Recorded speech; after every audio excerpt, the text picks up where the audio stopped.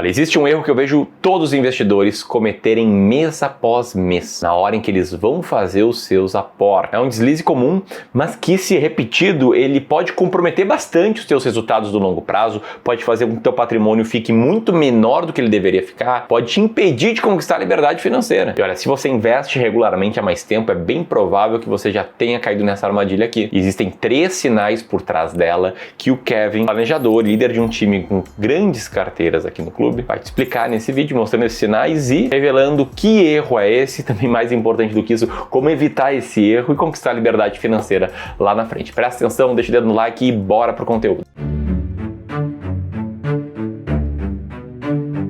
Bom, vamos direto ao assunto então, e para começar aqui eu quero te contar uma história de um casal. Lá em 2007, esse casal ele era um casal de classe média, tinha carreira bem estabelecida, uma vida financeira organizada, teve o primeiro contato com o mercado de ações. Até aí, nenhum dos dois nunca tinha pensado em investir em bolsa, mas motivados pelo otimismo generalizado da época, eles decidiram começar. Abriram uma conta e pela primeira vez acabaram se tornando investidores da bolsa. Bom, na época parecia uma baita oportunidade, né? Porque os jornais já falavam sobre recordes na bolsa, a economia estava em expansão, tudo indicava que era o momento certo para entrar. E nesse período, entre 2006 e 2007, só a bolsa subiu mais de 120%. E aí eles olharam para esse gráfico e pensaram, pô, é aqui que eu tenho que colocar o dinheiro, né? Só que o problema foi que eles não perceberam que estavam repetindo um comportamento que é bastante comum entre investidores iniciantes, que é entrar no mercado no momento de euforia, quando tudo parece muito bom, quando todo mundo acha que a bolsa só vai continuar subindo. E aí, sem ter nenhuma estratégia, eles ficaram completamente suscetíveis a cair nessa armadilha, assim como outras pessoas também acabaram fazendo na mesma época. O mais interessante é que eram 2 pessoas inteligentes, bem informadas e com uma trajetória profissional bastante sólida. Mas, mesmo assim, eles acabaram caindo nesse erro. E aqui eu quero te falar hoje sobre os 3 sinais que apontam para esse erro, te explicar o porquê que ele acontece e depois te mostrar o que nós fazemos aqui no Clube do Valor para encontrar a solução para isso. O primeiro sinal ele vem de um estudo feito pela Fidelity, que é uma corretora norte-americana, e o objetivo dos pesquisadores era entender quais investidores da Fidelity tiveram a melhor performance e viram as carteiras renderem mais em termos percentuais. E a partir disso, buscar entender se tem um padrão entre esses investidores. Ou seja, o que eles estavam fazendo? Eles usavam análise técnica, análise fundamentalista, compravam ações, preferiam renda fixa, e o resultado desse estudo com certeza foi bastante inesperado para esses organizadores.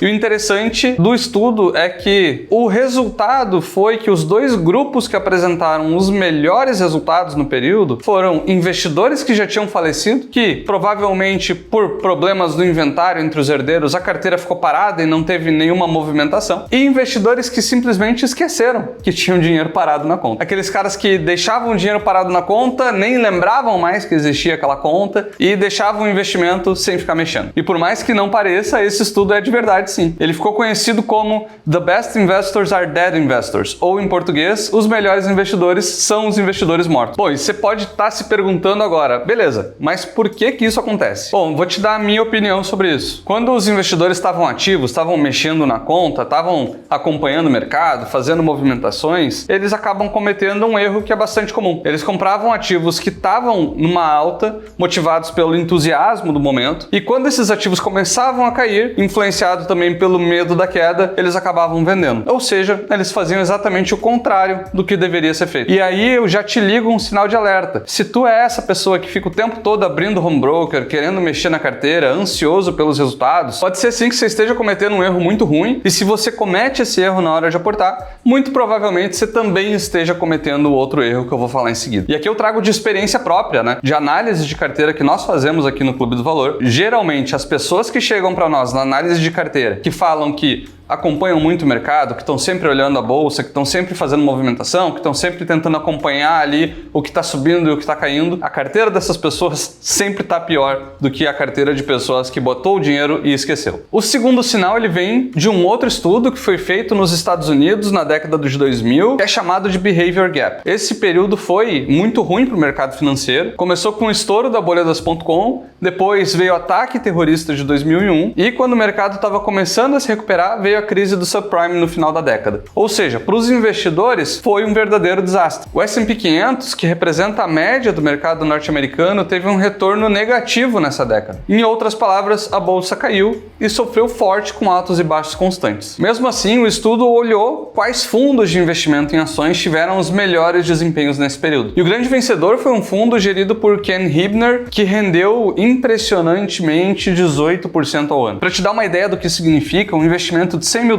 teria se transformado em mais de $500 mil em um período que o S&P 500 ficou negativo. Ou seja, o fundo foi realmente muito bem. E agora eu quero que você tente adivinhar o quanto que os investidores desse fundo ganharam na média. E eu tenho certeza que você não vai acertar, porque na prática, os investidores do fundo perderam 11% ao ano em média. Então, enquanto o fundo estava entregando um retorno excepcional, fora da média, os próprios investidores que estavam colocando dinheiro nesse fundo estavam perdendo dinheiro. E aí você pode estar pensando, pô, mas no Brasil a história é diferente. Na verdade, não. A história acaba sendo muito parecida. Aqui no clube nós fizemos um estudo muito semelhante. A gente analisou diversos fundos e eu quero te mostrar dois exemplos específicos. O primeiro exemplo é um fundo do Itaú Private Multi-Ações, que a gente escolheu como referência de um fundo com investidores menos sofisticados, ou seja, pessoas que ainda investem via bancão e não migraram para uma corretora independente ou para um serviço de wealth realmente alinhado com os interesses. E o segundo é um fundo da IP, que é uma gestora de recursos que é muito respeitada no Brasil, conhecida pela competência e gestão diferenciada. Aqui a gente assume que na média os investidores desse fundo são um pouco mais sofisticados. E olha só para os números. Entre 2005 e 2023, o fundo do Itaú rendeu 9,8% ao ano e o fundo da IP teve um retorno maior de 13,4% ao ano. Até aqui tudo certo, tudo normal. Mas os investidores desse fundo tiveram um retorno bem diferente do retorno do próprio fundo. Os investidores da IP viram a carteira render na média ali 11,9% ao ano, que é um pouco abaixo do fundo, mas ainda assim com um retorno interessante. Já os investidores do Itaú tiveram um retorno médio de 0,4% ao ano. Ou seja, praticamente perderam todo o retorno que o fundo entregou nesse período. E por que que isso aconteceu? E é bem simples, na verdade, porque eles investiam nos momentos errados. Eles só aportavam no fundo quando o fundo estava subindo e muitas vezes eles tiravam o dinheiro quando o fundo passava por alguma queda. Muitos investidores cometem esse erro todos os meses com os aportes que eles fazem. E é exatamente sobre isso que eu tô falando no vídeo de hoje. E para ser bem sincero, também esse é o caso de muita gente que chega até o clube com carteiras pouquíssimo rentáveis. Na média, a gente nota que os investidores não têm tempo de estudar quando vender e quando comprar um ativo. E é justamente por isso que a gente escolhe seguir um método, que é o que eu vou te ensinar a fazer ainda nesse vídeo. Mas se você quer já entender se a tua carteira precisa de alguma adaptação, eu quero te convidar aqui para o que a gente chama de mapeamento de oportunidade, que é o momento que você se reúne gratuitamente com um planejador financeiro para descobrir como que você pode otimizar a tua carteira. É uma das principais portas de entrada para você conhecer e entender mais sobre o que a gente faz aqui e traçar um plano de ação específico para a tua realidade. Essa conversa inicial ela é totalmente gratuita e o especialista vai esclarecer dúvidas e apontar caminhos estratégicos para o teu patrimônio. Mas a gente não tem tantas vagas assim por semana, então se quiser garantir a tua sessão de mapeamento de oportunidade gratuita, aponta a câmera do teu celular para o QR Code que está na tua tela ou clica no primeiro link da descrição para agendar uma conversa sem compromisso. Bom, voltando aqui para o terceiro sinal, dessa vez a gente vai falar sobre fluxo de dinheiro. E uma das formas mais fáceis de entender o que os investidores estão fazendo é analisar para onde o dinheiro está indo. O fato é que, segundo a Ambima, os investidores estão retirando muito dinheiro de fundos de ações e de fundo multimercado. Em 2024, o saldo final foi uma captação líquida negativa de 150 bilhões de reais. E aí a pergunta que fica é, para onde que foi todo esse dinheiro? E eu não tenho como te dar uma resposta definitiva, mas tem um forte indício de que muitos investidores migraram para o Tesouro Direto. Isso porque 2024 bateu o recorde de procura de título de renda fixa. E se você olha para esse gráfico, fica claro como que o dinheiro está saindo de fundo de ações multimercados e até de alguns fundos de renda fixa, para muito possivelmente migrar para o Tesouro Direto, que tem apresentado taxas atrativas. E aí, juntando essas três evidências que eu te mostrei até aqui, deu para perceber de qual erro que eu estou falando nesse vídeo? Em resumo, o erro é bastante simples: comprar o que está no hype, ou seja, investir naquilo que está sendo vendido como o melhor investimento do momento. E eu entendo porque isso parece lógico. Quando a gente faz um aporte ou busca um novo investimento, a intenção é acertar na escolha. A gente quer achar a melhor oportunidade, a gente quer que aquele aporte renda o máximo possível. O casal casal que eu te contei lá no início do vídeo, por exemplo, quando entraram na bolsa em 2007, eles estavam buscando o melhor investimento para eles. Eles não queriam perder dinheiro. Por isso que eles olharam para a bolsa, viram que a bolsa estava rendendo bem e pensaram, pô, é aqui que eu vou colocar. Só que o problema está em como que essas pessoas buscam esse melhor investimento. Elas se baseiam em manchete de jornal, conversa com um assessor, que muitas vezes é comissionado, análise macroeconômica sobre inflação e juros, o que está sendo falado no Jornal Nacional. E aí o resultado é que elas compram o que está caro, o que está no hype e fogem do que realmente poderia ser um bom investimento no longo prazo. E isso não é de hoje.